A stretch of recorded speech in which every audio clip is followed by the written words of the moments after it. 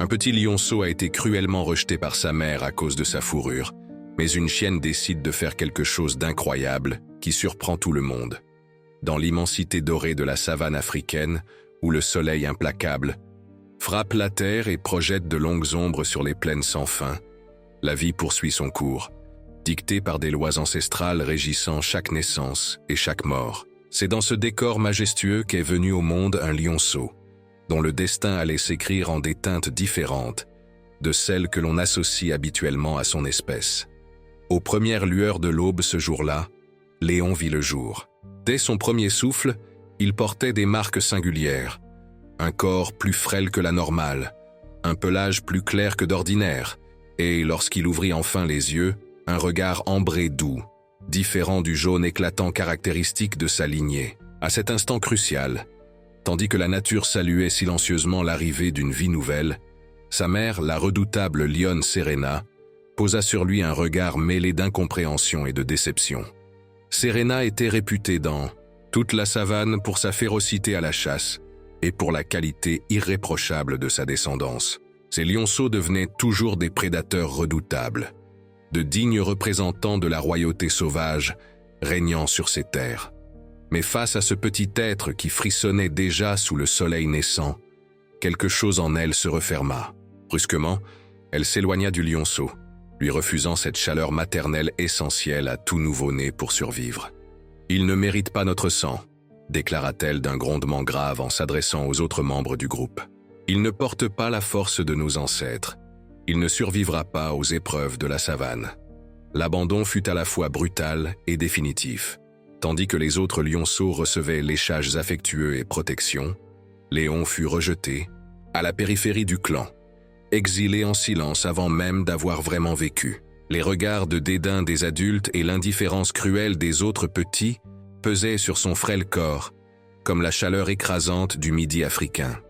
Cette première nuit, le lionceau rejeté trembla de froid et de peur, recroquevillé, sous un buisson épineux offrant à peine un abri contre les dangers nocturnes. Ses gémissements étouffés résonnaient dans l'obscurité, exprimant toute l'incompréhension de celui qui se voit renié, sans en saisir la raison.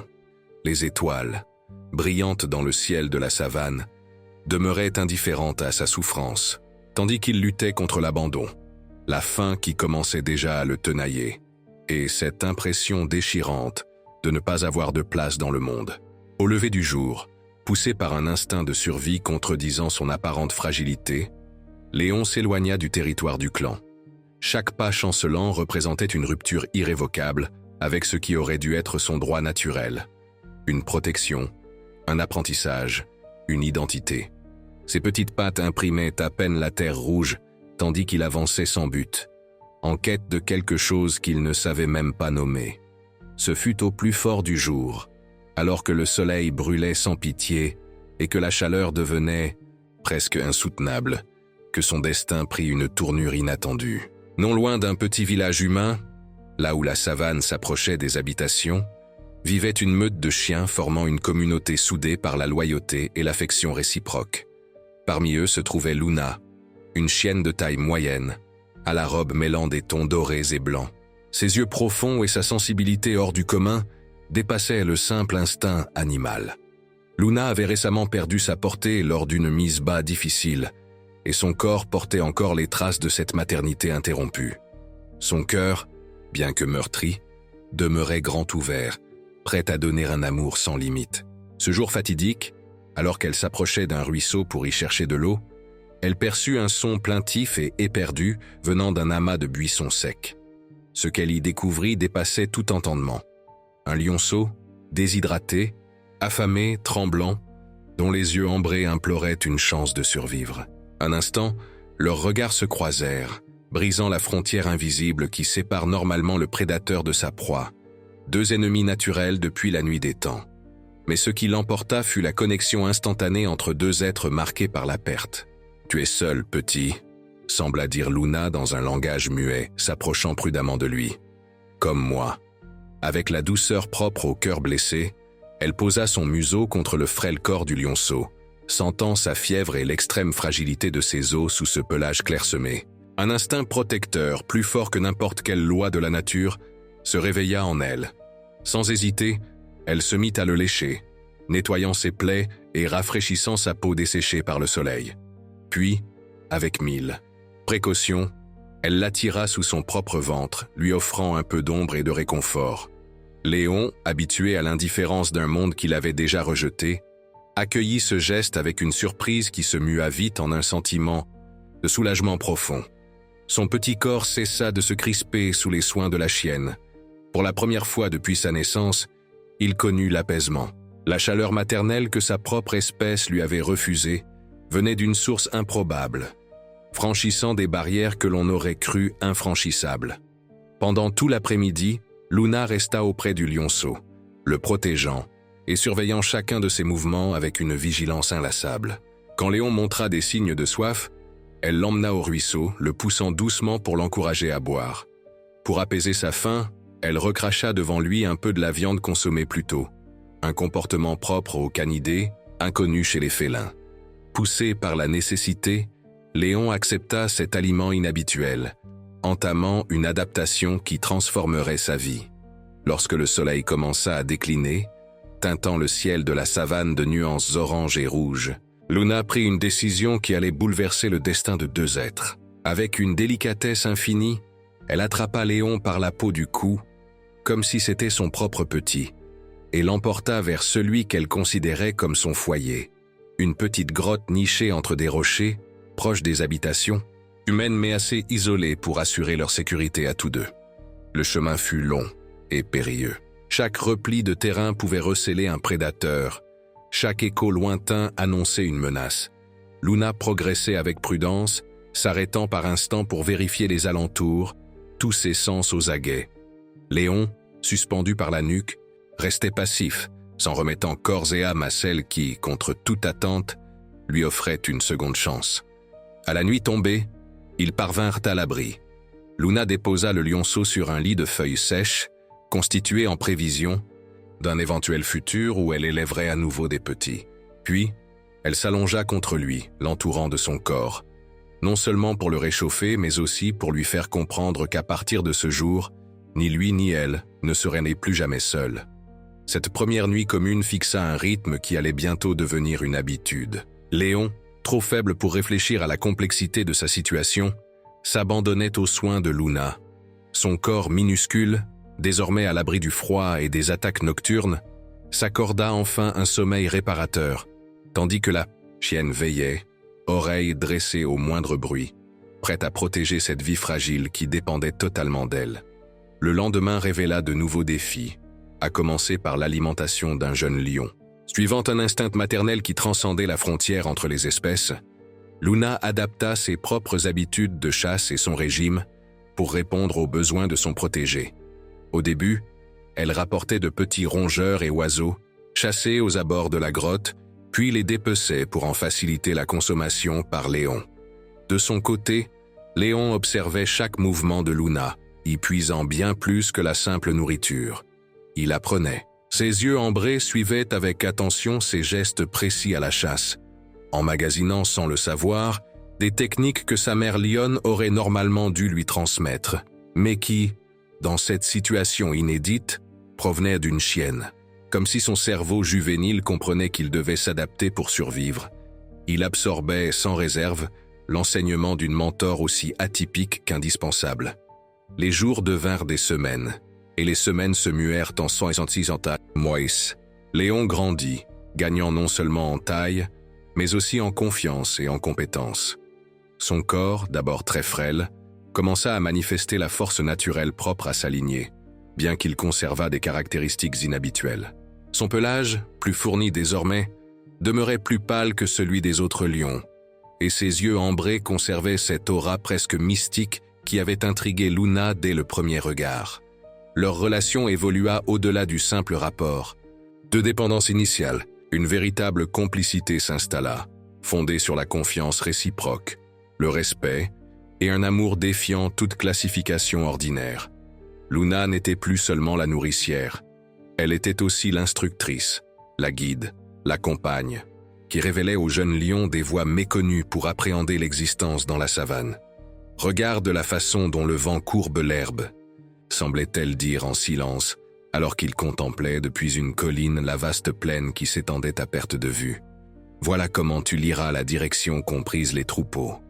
Et Léon enregistrait chaque leçon, pas avec ses oreilles uniquement, mais avec tout son être, assimilant cette approche canine et la mélangeant à ses réflexes félins. Eta se mit à flairer le sol comme un chien, traquant une odeur avec une persévérance méthodique, tout en bondissant et attaquant avec la précision innée d'un lion. C'était une fusion, non pas de son corps, mais de son esprit et de son sang de la chasse. Luna lui enseigna surtout une vertu plus essentielle encore que les techniques de survie, l'importance de la communauté et du lien. Peu à peu, elle présenta Léon aux autres chiens de la meute, qui l'accueillirent d'abord avec méfiance. Après tout, il restait un lion, un prédateur en devenir. Pourtant, la présence protectrice de Luna et la fragilité manifeste de Léon finirent par éveiller d'abord la curiosité, puis une forme de solidarité inattendue. Être différent ne veut pas dire être dangereux, semblait communiquer Luna à ses congénères, arpentant fièrement les environs, avec le jeune lion à ses côtés. Il a autant besoin de nous que nous avons besoin les uns des autres. Contrairement à la hiérarchie parfois impitoyable, régissant le monde des lions, Léon découvrit parmi les chiens une organisation sociale reposant sur la coopération et l'entraide. Il les vit partager la nourriture en temps de disette, prendre soin des plus jeunes ensemble, et témoigner un profond respect aux aînés. Un système valorisant non la seule force physique, mais aussi l'intelligence, la loyauté et la capacité à contribuer au bien du groupe. Cette expérience transforma peu à peu la vision de Léon. Dans son cœur naissant, il développa la certitude que la véritable force ne réside pas uniquement dans des crocs puissants, mais aussi dans la faculté de tisser des liens, de s'adapter et d'inventer des solutions inédites pour affronter les défis de la savane. Luna, de son côté, l'observait grandir avec fierté et appréhension mêlées, car elle savait qu'un jour, les instincts de Léon risquèrent de le ramener vers son propre monde, vers son espèce. Le temps file plus vite pour les lions que pour les chiens, et elle sentait que la séparation aurait sans doute lieu un jour. Montre-lui tout ce que tu peux avant qu'il ne doive choisir son propre chemin, se répétait-elle en le voyant s'entraîner avec les jeunes chiens, tentant d'allier sa souplesse féline à leur endurance de canidés. Qu'ils connaissent la savane, ses secrets, ses beautés, ses dangers, qu'ils comprennent qu'il n'a pas qu'une seule voie possible. Ainsi, ils parcoururent ensemble chaque recoin du territoire que Luna jugeait sûr, depuis les plaines ouvertes où paissaient de grands troupeaux sous un soleil aveuglant, jusqu'aux oasis dissimulées où coulait une eau limpide même durant la saison sèche. Elle lui apprit comment se protéger des orages violents, comment reconnaître les herbes médicinales pour soigner une plaie, comment interpréter le ciel et ses couleurs changeantes. Or, l'immensité est imprévisible, et même les plans les plus réfléchis peuvent être bouleversés par des forces incontrôlables. Un matin d'une beauté singulière, alors que l'aube baignait la savane de nuances rosées, une troupe de lions, dirigée par un mâle à la crinière sombre, apparut à l'horizon. Luna sentit le danger avant de les voir. L'odeur caractéristique et le rythme lourd de leurs pas suffisaient à mettre en alerte ses sens exacerbés. Rapidement, elle poussa Léon à se cacher dans un renfoncement rocheux, où leurs effluves se mêleraient à l'environnement naturel. De cet abri, ils observèrent l'arrivée des nouveaux venus, 6 lions en tout. Le mâle dominant, 2 femelles adultes et 3 lionceaux presque adolescents, avançant avec l'assurance de ceux qui se savent au sommet de la chaîne alimentaire. Leurs muscles ondulaient sous leur pelage doré. Leurs yeux scrutèrent le territoire avec cette assurance de souverain. Léon ressentit un mélange complexe d'angoisse instinctive, de curiosité, et paradoxalement comme un appel résonnant au plus profond de son être, signe qu'il partageait bel et bien leur sang. « Cela aurait pu être moi », murmura son cœur alors qu'il voyait les jeunes lionceaux jouer, répétant des techniques de chasse par des morsures et des coups de patte contrôlés. « Cela aurait pu être ma vie. » Luna, devinant son trouble, se serra contre lui.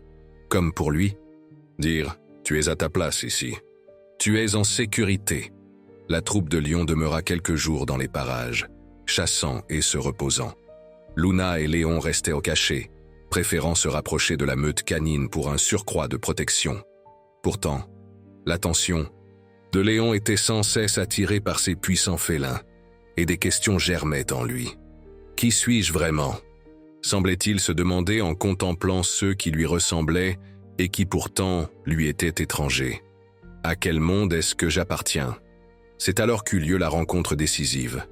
Un après-midi, Léon s'aventura, plus loin que d'habitude, à la poursuite de petits lézards sur un terrain rocailleux, lorsqu'il se retrouva nez à nez avec l'un des jeunes lions, prénommé Kavi. Le silence qui suivit fut chargé de reconnaissance mutuelle et de perplexité.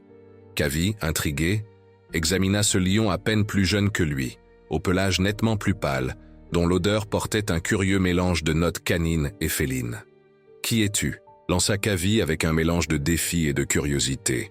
« Pourquoi sens-tu à la fois le lion et le chien ?» Léon, qui avait jusqu'ici surtout communiqué avec Luna et les chiens, sentit s'éveiller en lui un langage instinctif. « Je m'appelle Léon », répondit-il avec un mélange de fierté et de doute. « Je vis avec Luna, ma mère. » Le terme « mère » accrocha immédiatement l'attention de Kavi, dont les yeux se plissèrent, méfiants. « Ta mère est une chienne ? C'est impossible. Tu es un lion comme moi. »« Elle m'a sauvé, » expliqua Léon, ses yeux ambrés brillant d'une émotion profonde.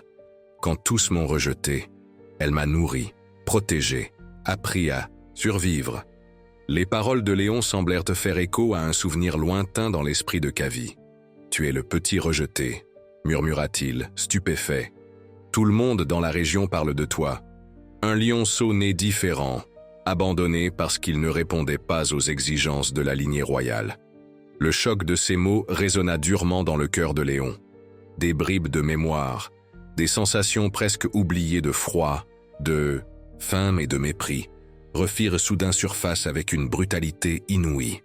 Ses pattes tremblèrent sous l'effet de cette révélation, et son univers sembla vaciller, comme enveloppé de la nuit glaciale qu'il avait accueillie à sa naissance. « Elle est ma vraie mère ?» demanda-t-il finalement, la voix brisée. Kavi acquiesça. Serena dirige l'un des clans les plus influents à l'Est. Ces lionceaux sont réputés pour leur force redoutable. Mais toi, tu étais différent. Un silence profond s'installa, à peine troublé par le bruissement de la savane et le chant lointain des oiseaux. Léon sentit comme un gouffre s'ouvrir. En lui, entre un passé dont il ignorait presque tout et un présent bâti, grâce à l'amour inconditionnel d'une chienne ayant défié la nature pour le sauver. « Viens avec moi », reprit Kavi au bout d'un moment. « Viens découvrir les nôtres, ton véritable univers. Peut-être qu'on ne t'a pas accepté avant, mais tu as survécu, et ça prouve déjà ta valeur. » L'offre résonna tel un appel viscéral. Léon sentit le sang de ses ancêtres battre dans ses veines, lui suggérant de revendiquer sa place auprès des siens. Il s'imagina courant à leur côté, chassant en groupe, se réchauffant sous le même soleil dont la lumière caressait son pelage. Durant un instant, il se projeta dans cette vie de lion qu'il n'avait jamais connue. Mais dans son esprit apparut alors le visage de Luna, son regard rempli de bonté, son dévouement inlassable, l'amour qu'elle avait su lui offrir sans réserve. Il se rappela la nuit où elle avait veillé sur lui quand la fièvre menaçait de l'emporter, la façon dont elle avait brisé tous les dogmes de la chaîne alimentaire pour le protéger, la patience infinie dont elle faisait preuve. « Je ne peux pas », répondit-il finalement avec une fermeté qui le surprit lui-même. « Ma place est auprès de Luna et des autres. Ils sont ma famille maintenant. » Kavi, piqué au vif, parut déconcerté. « Tu choisis des chiens plutôt que tes semblables ? C'est contre nature. »« Qu'est-ce que la nature ?» répliqua Léon, son regard ambré éclairé d'une sagesse prématurée. « Abandonner un lionceau car il n'est pas conforme, ou aimer et protéger la vie, peu importe son origine. » La question flotta dans l'air sans que Kavi trouve quoi répondre. Il parut confronté pour la première fois à un concept qui remettait en cause tout ce qu'il tenait pour acquis. Finalement, il recula d'un pas, l'air mi-déconcerté, mi-respectueux malgré lui. « Nous partons bientôt », lâcha-t-il en s'éloignant. « Nous serons au nord, près du grand fleuve. Encore quelques jours. » Kavi disparut alors dans la végétation, laissant Léon en proie à des sentiments contradictoires qui le submergeaient. Longtemps, le jeune lion demeura immobile, les yeux fixés sur la ligne dorée où la terre rencontrait le ciel. Lorsqu'il revint finalement à la cachette où Luna l'attendait, celle-ci lut sur son visage qu'un événement majeur s'était produit. Elle le renifla, à la fois inquiète et attentive. « Tu as l'air différent, mon petit. Qu'est-ce qui t'est arrivé? Tu es blessé? » « Non, pas physiquement, » avoua Léon, la voix teintée d'émotion. « J'ai croisé un lion nommé Kavi. Il m'a parlé de mon passé, de ma mère biologique, Serena. » Luna se raidit aussitôt, comme si un pressentiment ancien, qu'elle avait eu depuis des lunes, venait de se réaliser. Ses yeux, d'ordinaire si rassurants, trahirent une profonde inquiétude. « Je vois, » murmura-t-elle. « Qu'a-t-il dit d'autre? » « Il m'a proposé de partir avec eux, de découvrir mon vrai monde, d'aller à la rencontre de ceux qui me ressemblent, » expliqua Léon en guettant ses réactions. Un silence lourd s'installa. Luna baissa légèrement la tête comme si elle encaissait un coup dont elle connaissait déjà l'inéluctable issue. « Tu devrais y aller. Tu as le droit de savoir d'où tu viens, de rencontrer les tiens. J'ai toujours su que ce jour arriverait. Tu n'appartiens pas vraiment à notre univers. » Ces mots prononcés avec amour et abnégation frappèrent Léon comme une lame glacée. Cependant, la clarté revint aussitôt. Dans son esprit, les doutes qui l'assaillaient se dissipèrent, et il sentit la solidité d'une certitude nouvelle. « Non, » fit-il, prenant position près d'elle, frôlant son pelage de son museau, comme pour la remercier d'être là. « Je ne vais nulle part. Mon monde est ici, avec toi et notre famille. Mon sang définit ce que je suis, pas qui je suis. » Luna le regarda, ébahie, tandis que ses yeux se remplissaient d'une vive émotion. « En es-tu vraiment sûr? Je ne veux pas qu'un jour, tu regrettes de ne pas avoir découvert ta part de lion. Ma vraie nature, c'est ce qu'ensemble nous avons construit, » répondit Léon d'un ton assuré. « Ce que j'ai appris de toi sur la loyauté, la protection des plus faibles. La force que l'on trouve dans la différence vaut plus que n'importe quel héritage de naissance. » Le regard de Luna se plongea dans les yeux ambrés du jeune. « Lion !» Elle n'y décela aucune hésitation. Avec une tendresse infinie, elle lui donna un coup de langue sur le museau, un geste maternel qui effaçait toute idée de différence d'espèce. « Alors nous resterons ensemble, » déclara-t-elle, soulagée et déterminée à la fois, « et nous ferons face à tout ce qui viendra. » Ce qui vint mit rapidement leur résolution à l'épreuve. La rumeur selon laquelle un lion vivait parmi des chiens, partageant leur mode de vie, se propagea dans la savane aussi vite qu'un feu en saison sèche. Elle parvint jusqu'aux oreilles de chasseurs humains, attirés par l'étrangeté de la situation et l'idée d'un possible profit. Elle éveilla la curiosité d'autres prédateurs qui flairaient là un point faible à exploiter. Et là, inévitablement, la nouvelle atteignit le clan de Serena, celle-là même qui avait abandonné son petit, jugeant qu'il ne méritait pas de porter son nom. Le choc survint un matin ordinaire, quand Léon et Luna se retrouvèrent face à un groupe de lions mené par une lionne impressionnante, au port altier et au regard dur. C'était Serena, flanquée de 3 lionnes adultes et de 2 jeunes mâles formant sa garde rapprochée. « Alors c'est vrai », lança-t-elle, son œil critique allant des oreilles de Léon jusqu'à la pointe de sa queue. « Mon fils, rejeté, a non seulement survécu, mais il s'est encore plus dégradé en vivant comme un chien parmi les chiens. » Luna se plaça d'instinct devant Léon, le corps tendu, prête à tout pour défendre celui qu'elle considérait comme son enfant. « Il est plus fort et plus noble que n'importe lequel d'entre vous, » répliqua-t-elle d'un grondement. « Tour, non content de survivre après votre abandon, il a appris à vivre dans la compassion et la sagesse. » Le rire de Serena résonna comme un tonnerre dans la clairière, empli de mépris. La compassion, la sagesse, ce sont des attributs de proie, pas de prédateur. Un vrai lion conquiert, impose sa volonté par la terreur. « Pourtant, je suis là », intervint Léon en se plaçant aux côtés de Luna, son regard ambré planté dans celui de la lionne qui l'avait abandonné. « J'ai survécu sans toi, sans tes règles, sans ton amour de prédateur. Et j'ai trouvé quelque chose de plus précieux que la peur et la force brutale. J'ai trouvé une vraie famille. » La savane sembla retenir son souffle. Les alliés de Serena s'agitaient, troublé par l'audace d'un lionceau soi-disant infirme et par la bravoure d'une simple chienne qui aurait dû fuir en sentant la présence de tant de félins. « Tu es la honte de notre lignée », décréta Serena, ses muscles se contractant tandis qu'elle se préparait à bondir. « Je vais effacer cette erreur tout de suite. » Son attaque fut fulgurante et précise. Serena bondit, cherchant à atteindre la gorge de Léon d'un seul coup fatal pour en finir avec ce rejet. Mais elle n'avait pas prévu la rapidité de Luna, qui s'interposa avec courage, encaissant l'impact de plein fouet. Le cri de douleur de Luna se propagea dans la savane comme une accusation contre toute cruauté, contre le rejet aveugle, contre l'inflexibilité des lois qui séparent plutôt qu'elles n'unissent. Son corps plus frêle fut projeté sur plusieurs mètres, retombant lourdement au sol. « Luna !» rugit Léon, le désespoir lacérant sa voix. Sans hésiter, il se plaça devant elle, prêt à nouveau à subir l'assaut de Serena. C'est alors qu'un phénomène inattendu se produisit. Un hurlement lointain retentit, suivi d'un second puis d'un troisième, jusqu'à ce qu'un chœur canin envahisse l'espace sonore, criant à la fois l'alerte et la solidarité. La meute de chiens était en approche, alertés par la détresse de Luna. Ils arrivèrent en une troupe compacte, une vision inhabituelle qui força même les lions adultes à la prudence. « Vous vous liguez contre votre propre espèce pour un chien ?» s'indigna Serena, fixant Léon qui s'arc-boutait autour de Luna blessée, protégée à présent par toute la meute. « Je me tiens aux côtés de ma famille contre quiconque la menacerait », répliqua Léon, sa voix claire porteur d'une détermination inébranlable. « Eux m'ont recueilli quand tu m'as rejeté.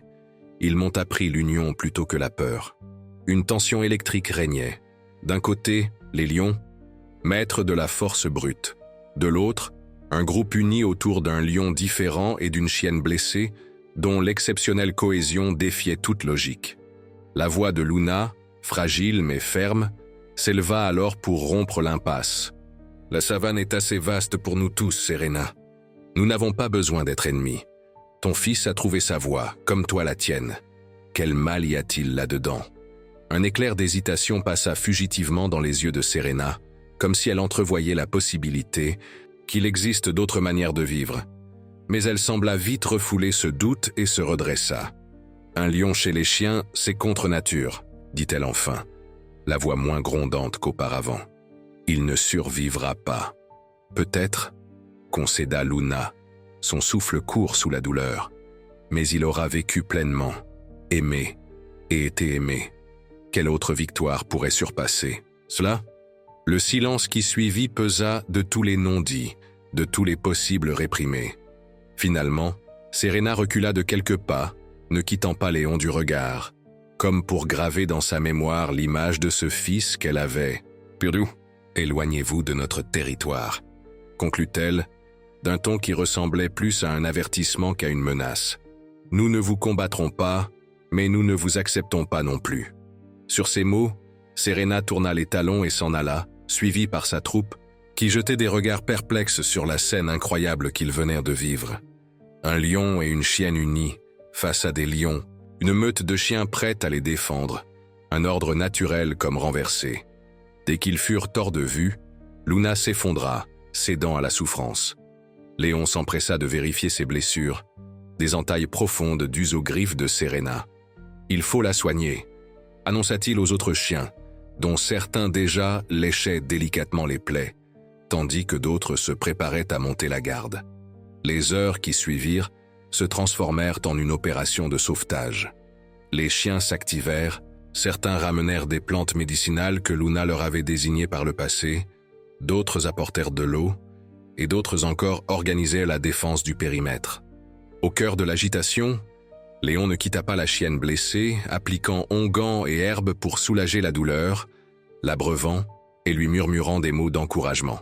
« Tu as risqué ta vie pour moi », lui dit-il un moment où ils étaient seuls, la voix tremblante d'émotion. « Pourquoi ?» Luna l'observa avec cette acuité qui avait su voir au-delà de son apparence la première fois qu'elle l'avait trouvé. « Parce que c'est ce que font les familles, mon petit. Elles se protègent les unes les autres, quoi qu'il en coûte. » Ce simple aveu scella pour Léon la certitude que le véritable amour ne s'embarrasse pas des limites d'espèces, de conventions ou de frontières. Il habite les gestes les plus naturels et exige les sacrifices les plus grands. Au fil des jours, tandis que Luna guérissait progressivement, la dynamique au sein de la communauté changea. Les chiens, qui avaient d'abord toléré la présence de Léon en raison de la protection de Luna, se mirent à le regarder avec un nouveau respect. Ils avaient vu sa bravoure, sa loyauté, sa détermination à se dresser contre sa propre espèce pour défendre celle qui l'avait sauvée. Léon endossa alors peu à peu un rôle de protecteur. Sa force naturelle de lion, couplée à son expérience de la vie en meute, faisait de lui un gardien redoutable. Ses rugissements nocturnes, désormais bien formés, tenaient à distance les prédateurs potentiels. De son côté, Luna se remettait lentement, veillant toujours sur lui avec une fierté croissante. Elle voyait comment il appliquait ses enseignements, tout en développant son propre style de leadership, valorisant la coopération et le respect des différences plutôt que la peur. « Tu es devenu bien plus que tout ce que j'aurais pu espérer », lui confia-t-elle un soir, alors qu'ils contemplaient ensemble le coucher du soleil sur la savane. Le ciel se parait de teintes rouges et orangées, et une douce brise caressait l'herbe ondoyante. « Tu as trouvé ta propre voie. » Dawn tourna ses yeux ambrés vers celle qui lui avait offert une nouvelle existence. « C'est grâce à toi que j'ai pu la trouver. Tu m'as montré qu'on peut choisir qui l'on est, plutôt que de subir ce que les autres décident pour nous. » Cette conversation fut le point de départ d'une nouvelle étape dans leur existence. La renommée de leur union improbable, de leurs efforts pour instaurer un lieu de paix au cœur de la savane, s'étendit au-delà de leurs frontières. Des animaux blessés ou rejetés affluèrent à la recherche d'un refuge. Un gnou à la patte déformée, un jeune chacal dont la mère avait été tuée par des braconniers, une guéparde isolée de son groupe après une violente tempête. Grâce à l'accompagnement patient de Luna et à la protection de Léon, cette enclave hors norme devint un symbole d'espoir dans une contrée souvent impitoyable. Un endroit où les différences étaient accueillies au lieu d'être craintes, où la compassion surpassait la compétition, où chaque existence avait une valeur intrinsèque, sans égard à sa taille, son espèce ou son apparence. « Nous créons quelque chose d'inédit », nota un jour Luna en observant les divers animaux coexistant en harmonie. « Un monde que la savane n'a sans doute jamais connu. Nous redéfinissons ce qu'est une famille », confirma Léon, le regard chargé de la maturité acquise à travers des épreuves hors normes. « Nous prouvons qu'il existe de la force dans la différence, et pas seulement dans l'uniformité. » Les saisons passèrent. La savane connaissait tour à tour les pluies fertiles et les sécheresses écrasantes, les nuits glacées et les journées caniculaires. Léon, désormais adulte, avait développé une crinière plus discrète que celle des autres lions, mais tout aussi impressionnante à la lumière du soleil. Son pelage, toujours plus clair, luisait tel un or pâle, symbole d'une singularité devenue son atout. Pourtant, Luna avançait en âge. Ses pas se firent moins assurés, son pelage se parsema de mèches grisonnantes et son énergie quotidienne décrut peu à peu. Mais ses yeux gardaient leur éclat bienveillant, cette même force intérieure qui, autrefois, avait donné à un petit lion affamé la force de vivre. Puis, une nuit, sous un ciel inondé d'étoiles, Luna appela Léon pour lui confier les mots que chacun redoutait, mais savait inévitables. « Mon temps touche à sa fin, mon grand », dit-elle avec cette simplicité douce qui la caractérisait tant. « Il n'y a pas à en être triste. C'est le cycle naturel de la vie. » Le cœur de Léon se serra comme sous la morsure d'une griffe. « J'ai encore tant besoin de toi. Nous avons tous besoin de toi. » Le sourire de Luna illumina la pénombre. « Tu n'as plus besoin de moi comme avant. Tu es devenu exactement celui que tu devais être, et d'autres comptent sur toi, cherchent la protection et le réconfort que tu peux leur apporter. Tout ce que je suis, je te le dois, » insista-t-il, posant son museau contre elle dans un geste empli d'amour. « Non, » le corrigea-t-elle doucement. « Je t'ai montré une voie possible, mais c'est toi qui l'as empruntée. Toi qui as puisé la force de te définir autrement que par le rejet. Cette force, tu l'as toujours eue en toi. » Les semaines suivantes, Léon resta presque en permanence aux côtés de Luna. Il ne partait chasser qu'en cas de nécessité et revenait aussitôt la retrouver dans leur abri, à l'ombre d'une ancienne acacia, leur arbre fétiche depuis ses premiers jours. Les autres membres de la communauté se relayaient pour veiller sur la chienne affaiblie, lui apportant eau et nourriture, lui tenant compagnie. Un matin d'une rare beauté, tandis que les couleurs de l'aurore se fondaient en un pastel rose doré sur la savane, Luna ferma les yeux pour la dernière fois. Son corps, usé, s'éteignit sans fracas, en paix, Léon veillant sur elle, son museau pressé contre le sien comme pour échanger un ultime secret. Le chagrin fut profond et sincère, autant pour Léon que pour tous ceux qui avaient de fait de Luna une compagne, un guide, une protectrice. Durant des jours, on n'entendit presque pas de bruit, comme si la nature elle-même honorait cette existence hors du commun. Selon un rituel mêlant coutumes canines et innovations propres à leur communauté, son corps fut transporté sur une hauteur d'où l'on pouvait contempler l'intégralité du territoire qu'elle avait contribué à transformer en havre de paix. Tu nous as appris que la famille ne se définit pas par le sang mais par l'amour, déclara Léon d'une voix où vibrait la majesté de son espèce et l'émotion transmise par sa mère adoptive. Que le courage n'est pas l'absence de peur, mais la force d'agir malgré tout. Que la différence n'est pas une faiblesse, mais une richesse encore incomprise. L'un après l'autre, les membres de la communauté s'avancèrent pour prendre congé, chacun à sa façon. Un hurlement, un rugissement, un silence chargé de reconnaissance. Cette cérémonie, inédite et émouvante, illustrait à la perfection l'héritage de Luna. La solidarité dans la diversité. Dans les semaines qui suivirent, Léon connut sa plus rude épreuve. Vivre sans celle qui avait toujours été. Son repère. Par instants, la peine l'assaillait, si vive qu'elle le paralysait. Mais le sens du devoir l'appelait, car beaucoup désormais comptaient sur lui, sur la force et la sagesse qu'il avait acquises. Peu à peu, à force de persévérance, et en s'appuyant sur les souvenirs lumineux de Luna, il sut transformer son deuil en un nouvel élan. Chaque jour, il se rappelait son exemple, puisé dans l'adversité pour nourrir une compassion plus vaste encore. Les saisons s'enchaînèrent, avec leurs pluies qui revêtent la savane d'un tapis vert, leur sécheresse qui éprouve la résistance de chacun, et leurs nuits limpides où les étoiles semblent distiller tous les mystères de l'univers.